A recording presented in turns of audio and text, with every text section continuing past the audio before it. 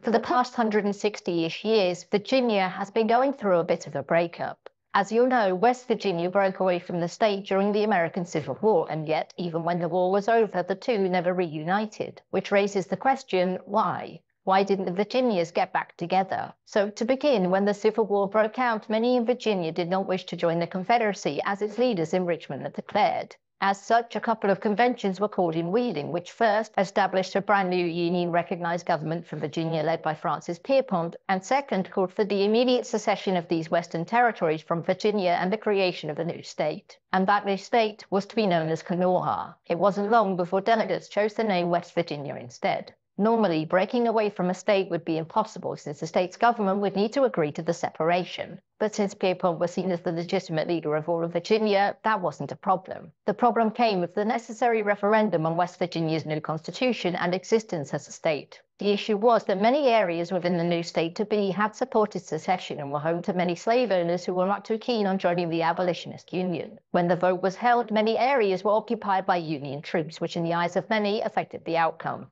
The areas polled voted to approve the new constitution and to become a brand new state, mostly because those opposed boycotted the vote. And soon after this, these areas were transferred to West Virginia by Pierpont's government. This wasn't simply done for kicks, but because these areas had been listed under the Constitution as potential parts of the state. In 1863, these two counties were further added, giving West Virginia its modern-day borders. And in the same year, Lincoln and Congress agreed to West Virginia becoming a state, and it formally joined the USA. So, spoiler alert, the Union won the war, and after the Confederacy's defeat, there was some that raised the question of what was to be done with Virginia and West Virginia. In 1866, the Virginian government, now back in Richmond, asked its West Virginian opposite if it wanted to be reincorporated back into Virginia proper, to which the leaders of West Virginia, shockingly, said no. So that's all sorted, right? Well, no.